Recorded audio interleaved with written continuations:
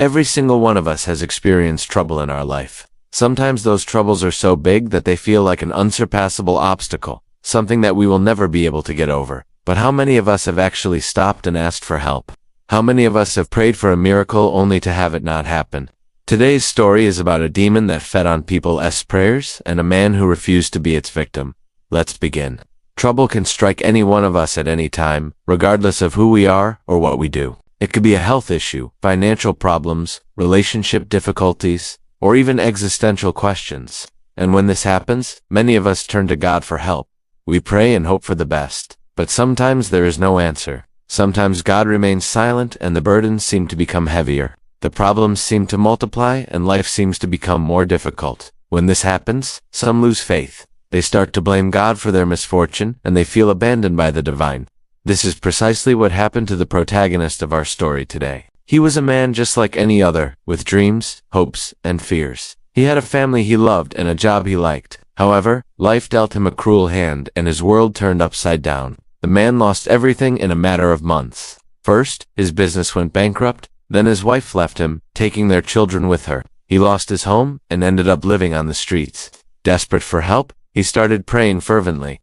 He begged God for a miracle, someone to help him, or just a sign that he wasn't completely alone in this world. But day after day passed without an answer. People walked past him without caring about his misery. No one offered him a helping hand or a kind word. The man felt like he was being ignored by everyone, including God. His despair grew and turned into anger. He started blaming God for his misfortunes and cursing him for his indifference. However, one day, amidst his sorrow and anger, he met a mysterious old woman. She approached him, spoke to him, and told him she understood what he was going through. The old woman said she knew a place where he could find peace and rest from his pain and suffering. She took him to a quiet place away from the noise and bustle of the city, a place where nature seemed to soothe even the most tormented soul. There, under the shade of an ancient tree, the old woman explained to the man that there was a powerful entity residing in that place, an entity capable of granting wishes and fulfilling desires. According to her, this being possessed extraordinary powers and its name echoed with fear and reverence among people who believed in magic and the supernatural. Its name was Azazel. The old woman told the man that Azazel demanded only one thing in return for its favors, a pact made with blood. The man hesitated, torn between hope and skepticism. On one hand, he desperately wanted to believe that he could improve his situation. On the other hand, he couldn't bring himself to believe in magic or pacts with demons. But the old woman insisted, telling him that he had nothing to lose, and that accepting Azazel's offer was his only chance for happiness. She mentioned that Azazel resided within a small cave hidden behind the waterfall, and that it would appear before him soon. As if summoned by her words, a dark figure emerged from behind the waterfall. Its appearance was terrifying, but also fascinating. It had the body of a goat, sharp horns and eyes that seemed to pierce the very depths of the soul. The man trembled with fear and tried to back away, but the old woman stopped him with a gesture. She explained to the man that this was Azazel, the demon whose power was spoken of in hushed tones, and she urged him to make a wish. Azazel, according to the old woman, had the power to grant any wish in exchange for a pact sealed with blood. And the man thought about all the terrible things that had happened to him, the loss of his business, his wife, and his home. He thought about his desperate prayers that had gone unanswered, and the indifference he felt from both God and humanity. In that moment of pain and anger, he remembered his children. He thought about how happy they had been before his misfortunes, and how proud they had been of him. He realized that his greatest desire was to regain the love of his children and to be able to give them the happy life they deserved. So he asked Azazel to give him a second chance, to restore his family and give him enough money to ensure a comfortable future for his children. Azazel listened intently, its demonic eyes fixed on the man. When the man finished speaking, a strange silence fell. The only sound was the murmur of the waterfall. Azazel remained motionless, observing the man with an unfathomable gaze. Finally, it opened its mouth and spoke in a voice that seemed to echo from the depths of hell. It accepted the man's request and told him that it would fulfill his wish. However, it also warned him that the pact they were about to make would forever bind their souls, and that he would belong to Azazel from that moment on. The man felt a chill run down his spine, but his desire to recover his family gave him strength. He agreed to the pact without hesitation. Azazel extended a claw towards the man, and he, without thinking twice, cut his palm with the rock he had in his hand, and placed his bleeding hand on top of the claw. A feeling of fire and ice ran through his body at the same time. Images flashed before his eyes, memories of his past and glimpses of a terrifying future, and then everything went black. When he regained consciousness, the old woman and Azazel were gone. The only thing that accompanied him was a deep sense of foreboding. Days went by, and the man's life began to change rapidly. His children returned to live with him, and his ex-wife apologized for leaving him and asked for forgiveness. Unexpectedly, he received large sums of money, as if by magic. His businesses prospered beyond his wildest dreams, and he gained recognition and respect in society. It seemed that Azazel had kept its part of the bargain. But something was wrong. The man couldn't shake off the feeling that something terrible was happening around him. He looked at his children and saw that they had changed. Their eyes were empty, their smiles forced. They didn't seem to be the same anymore. They had become cold and distant. The man tried to talk to them, to connect with them, but it was as if they were living beings from another world. They didn't respond to his calls, and when he touched them, it was as if he were caressing ice. One night the man couldn't take it anymore. He called his children and confronted them. He told them he knew they weren't his real children, that Azazel had tricked him. But before he could finish speaking, his children attacked him. They scratched, bit, and clawed at him, and he realized with horror that they had become demonic creatures.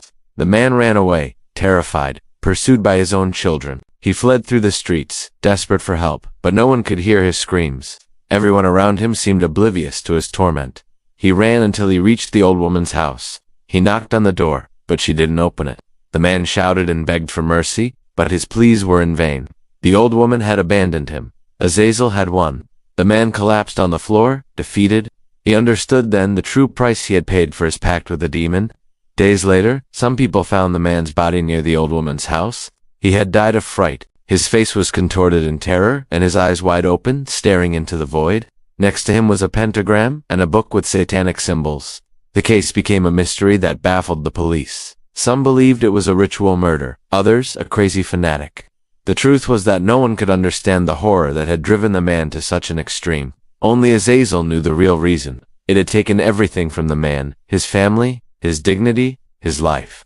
And now it had claimed his soul as payment for the debt he could never repay. After reading this story, I am sure you must be wondering, why did the man make a pact with a demon instead of trusting God? Why did he choose darkness over light? Well, the truth is that often in moments of great pain and desperation, people forget the teachings they once believed in. They forget God, they abandon prayer, and they seek answers in the darkest corners of the occult. They promise to serve the devil and embrace Satanism. They say they will stop believing in God. They even curse their faith and deny everything they once held sacred. In essence, they reject the light and seek refuge in darkness, forgetting that there is no greater darkness than ignorance, no greater evil than sin, and no greater despair than rejecting God's mercy.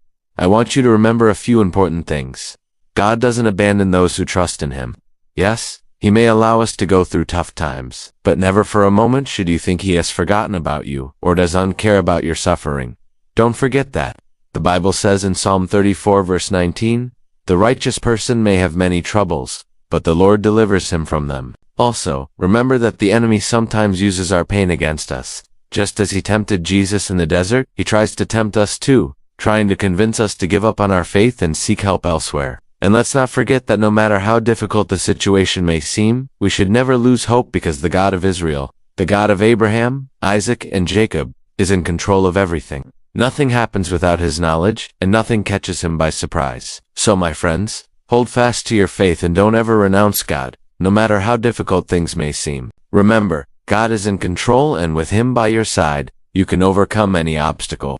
Stay strong and keep your eyes fixed on the Lord, because He is the only one who can truly help you and guide you out of darkness into His marvelous light.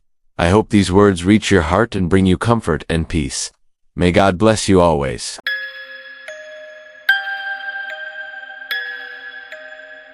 Welcome back to my channel, where today I'll be telling you about the curse that passed through a family for 7 generations. This curse is said to have passed through the family of one of my subscribers, and it really sounds like something out of a horror movie. But first, hit that subscribe button so you never miss an awesome story. And if you enjoy this episode, please make sure to leave a like or comment below. I love reading them all. Let's get started. My grandmother was born in 1923 and raised in the Midwest in a small town. Her mother died when she was only 4 years old, and her father remarried a woman who became her stepmother. Apparently, her stepmother treated her very well. She loved her and gave her things that most kids would have been envious of. such as expensive dolls and clothes. However, when she turned 12, the stepmother told her, "I can't treat you like a daughter anymore. You're too old for me to play with you." And from then on, she made my grandmother's life miserable. My grandmother didn't know what happened to her father during World War II until she turned 18. At that time, her stepmother told her, "Your father is dead." But many years later, after her stepmother had died, my grandmother found a letter from her father written in 1945. He wrote about how he was going to be sent to fight in Europe, but he also confessed that he was a soldier at heart and asked his wife to move in with a relative of his who would protect her. He finished the letter by saying, "If anything happens to me, please marry my brother. He's a good man and will take care of you." My grandmother refused to listen to him, stating that there was no way that she would ever accept her uncle. But after the war ended and she still hadn't heard from her father, she began to worry. My grandmother's aunt convinced her to visit their home and stay with them while she searched for her father. A few days later, her aunt took her to an old barn where she introduced her to a man that she said was her husband's brother. My grandmother realized that this must be the man from her father's letter, but she denied having read it and ignored the introductions. For a few months, she lived in the house without speaking much to anyone. Then she learned that her father had actually died in battle. After his death, her aunt and the man she was married to took my grandmother into their home and officially adopted her. They wanted to raise her as their own because they didn't have any children. However, their kindness did not extend to the rest of her family. When her relatives heard that she was being taken care of by this couple, they tried to take her away, but the couple fought back and eventually won custody over her. At age 19, my grandmother met my grandfather. He was a pilot in the Air Force, and he was stationed at the nearby base. The two fell in love and got married soon after they met. My grandfather was deployed overseas for a year, but when he returned, he and my grandmother bought some land where they built a log cabin. The people who lived near them were descendants of German immigrants and were very superstitious. They often talked about an old curse that was passed down from the original family that had lived on the land. According to them, the curse was brought to the U.S. by a young girl named Hilda. Hilda was a child bride who came from Germany to marry a man she didn't know. She was forced to work as a servant in his household. One day her mistress spoke badly about her, and Hilda overheard her say, "She's lucky to be working here. There's nothing special about her, and she should consider herself lucky to have a job at all." This made Hilda angry, and she replied, "God will punish you for your evil ways." Her mistress mocked her and said, "You can't do anything, little girl. You're just a servant." But Hilda insisted that God would punish her and cursed her family for 7 generations. The townspeople claimed that many strange things had happened in the years since, including a fire that killed a mother and her 3 children, the sudden collapse of a silo that crushed an elderly woman, and even a bridge that collapsed, taking the lives of 2 teenagers. Many other misfortunes were blamed on the curse, and it was believed that the only way to stop it was to find Hilda's grave and move it. But nobody knew where she was buried. My grandmother and grandfather didn't believe in curses, so they ignored what the townspeople were saying. They raised 4 children in their cabin and lived a happy life, until one day they lost their son Bobby in a tragic accident. When he was 18 years old, he went to help a friend repair a tractor, and it rolled over, crushing him. The townspeople blamed their son's death on the curse, but my grandparents refused to believe that it had anything to do with it. They decided to stay on the land and raise their remaining 3 children. However, shortly after Bobby's death, their daughter Donna was involved in a serious car accident. She was left paralyzed from the waist down and had to use a wheelchair. Everyone thought she would be fine after physical therapy, but 2 weeks later, she caught pneumonia and died in the hospital. Once again, the townspeople blamed the curse, but my grandparents were furious. They felt that their losses had nothing to do with it and decided to prove them wrong. They hired a psychic named Esmeralda, who told them that the only way to break the curse was to find Hilda's grave and move it, so they agreed to pay her to locate the grave. After searching for a few days, Esmeralda called them and told them that she had found it in a clearing deep in the woods behind their property. My grandmother and grandfather went with her to dig up the grave. It was a simple wooden box that had obviously been there a long time. Inside they found bones and a few items, including a ring that looked very old. Esmeralda told them that they needed to bury the remains in a church cemetery in order to break the curse, so they did. After doing this, my grandmother noticed that she and her husband had stopped bleeding from cuts on their hands that they had unnoticed before, and a few days later, their remaining children stopped having nightmares that they had been having since Bobby and Donna died. They believed that Esmeralda had broken the curse and moved on with their lives. But 6 years later, their 3rd child, my uncle, developed stomach cancer and died at 34. Once again, the townspeople said that the curse had struck, but my grandmother was furious. She hated the fact that everyone was blaming the curse for their losses instead of focusing on the memories of their children. As the years passed, other tragedies struck her family. Her granddaughter was gored in the head by a wooden fence post while playing and died from her injuries. And a few years later, her grandson-in-law died suddenly of a heart attack. Now, my grandmother is 98 years old and lives in a nursing home. 2 of her sons have died, and her surviving son has had multiple strokes that have left him partially paralyzed. All the other children who were around when the gravesite was dug up have also experienced losses in their families. My grandmother believes that the curse has now come back to her and is affecting her entire generation. I don't know if she's right or not, but I thought you might want to hear her story. Thank you for watching. If you enjoyed this episode, please make sure to leave a like or comment below. Also, check out our new channel, where we share paranormal videos from around the world. I'll see you next time.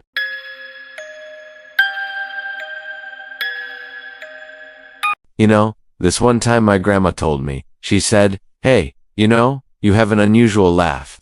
I was like, "What do you mean? What's unusual about my laugh?" And she said, "Well, it sounds exactly like a witch laughing." That really hurt my feelings. But then I thought to myself, you know what? I don't think that's true at all. And so I went to bed that night and I made a pact with myself that when I dreamt that night, I would not laugh. Well, I went to sleep and I had the most incredible dream. It was fantastic. It was beautiful. There was no witches. It was just me and my grandma having tea together. We were having the best time. And then suddenly in my dream, the lights started flickering. The room started spinning around. And then, out of the corner of my eye, I saw a green face. Big green face. She was ugly and green. And then she started to speak in a raspy voice and she said, wake up. It's time for me to feast upon your laughter." I started screaming and I woke up in a cold sweat. And the first thing I did was I laughed. I couldn't help it. I started laughing. And then I felt something wet on my lips. I turned on the bedside lamp and I looked down and there was blood all over my hands and all over my mouth. And I looked over at the other side of the bed, but Grandma wasn't there. So I ran into the bathroom and I looked in the mirror and I could see blood dripping down from my chin onto my shirt. And in the sink, I could see the reflection of my eyes and they were green. And then I felt something very strange. I felt claws digging into my skin. So I looked down and there were these black claws embedded into my palms. And I tried to pull them out, but they wouldn't come out. And then the witch's laughter echoed in my head, and I felt her presence behind me. I didn't need to turn around to know that she was there. I knew she was there. I could feel her presence behind me. And she said, "Did you enjoy the dream, child? Did you enjoy our time together?" And then she touched my shoulder and I screamed. And then I woke up again.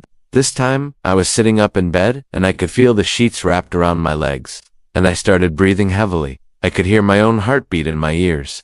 And then I felt my grandma's hand on mine. She was kneeling next to the bed and she was looking at me with concern. And she said, "Are you okay? What happened?" And I looked at her and I could see that she was crying. And I asked her, "Is everything okay?" And she said, "No, nothing's okay. You have to get up now." And she helped me out of bed and we walked into the hallway. And there was another woman standing there and she was also crying. And my grandma said, "Mom, you have to come see this." And she came over to me and she started examining my hands and my arms. And then she said, "Oh my God, they're real. They're actually real." And I asked her what she was talking about. And then I looked down and I saw that the black claws were still embedded into my skin. And I tried to hide them, but my mom said, "No, let me see." And I let her examine my hands and she started crying even more. And then she took me over to the full-length mirror in our entryway and she said, "Look at yourself."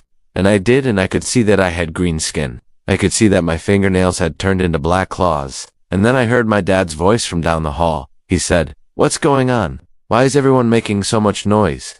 And then he came into the entryway and he saw me and he started screaming and he said, "What happened to you? What's wrong with you?" And I tried to speak, but I couldn't make any sound. All I could do was scream. My mom grabbed my arm and she started running. She was pulling me toward the front door and she said, "We have to leave now. We have to go." And we got into the car and she started driving. And she was speeding down the road and I could see the houses blurring past us. And I could feel my dad's presence in the back seat behind me. I could feel his anger radiating from the back seat. And I heard him say, "You can't hide from me forever. I'll find you. I promise, I'll find you." And then my mom pulled over onto the side of the road and she stopped the car and she turned to me and she said, "I'm sorry, but I can't keep you anymore. You're too dangerous. I'm sorry. And then she started crying, and she turned back around, and she drove away. And I felt my dad's presence behind me, and he said, "See, I told you I'd find you." And he reached for me, but I screamed, and he recoiled. And I could hear him screaming and yelling in the back seat, and then he vanished. And I was left alone in the car on the side of the road, and I sat there for hours and I just cried. And then the sun started to come up and the sky started to lighten, and then I saw a house in the distance, and so I started walking toward it. And when I knocked on the door, a young couple answered, and I asked them if I could use the phone, and they let me use their rotary phone. And I called the police, and I told them what had happened, and they said, "Don't worry, we'll send someone right away." And then I hung up the phone and I waited. But then the witch appeared behind me and she said, "Did you miss me?" And then she started laughing, and I could feel her laughter vibrating through my bones. And I started laughing too, and it felt good to laugh. I hadn't laughed in so long, and then the witch said, "Come with me, child. It's time for me to take you home." And she took my hand and she started leading me down the street. And I wanted to go with her because I missed her. I missed my old life. I missed being a witch. And then suddenly I heard sirens in the distance and the witch started running. She was pulling me along with her, and we were running down dark alleys and across busy streets. And I could hear the police getting closer and closer, and I wanted to run away from them. I didn't want them to catch me. I wanted to stay with the witch. And then we finally got away from them, and we found ourselves in an abandoned warehouse district. And the witch said, "This is where we live now. This is our new home." And I looked around and I could see all these old warehouses. And I could hear rats scurrying in the walls, and I could smell garbage and decay, and I said, "Are we really gonna stay here? I mean, it's just so run down." And the witch said, "Yes, we're gonna stay here because this is where we're safe." And then she turned to me and she said, "Do you remember why you became a witch in the first place?" And I thought about it for a moment, and I said, "Well, I wanted to be powerful. I wanted to be feared." And she said, "Well, you can't be either of those things if you're hiding in a rundown warehouse." And then she took a deep breath and she said, "It's time for you to take your revenge on your family. It's time for you to make them pay for what they did to us." And I felt my anger start to rise within me, and I knew that she was right. It was time for me to make them pay. And that's when I made the decision to become a witch again. That's when I decided to embrace the darkness within me, because deep down, I knew that I could use my powers for good. But instead, I chose to use them for evil. And so that's why I am the witch who laughed in your sleep. Thank you for watching. I hope you enjoyed the story. If you did, please hit the like button and subscribe for more content.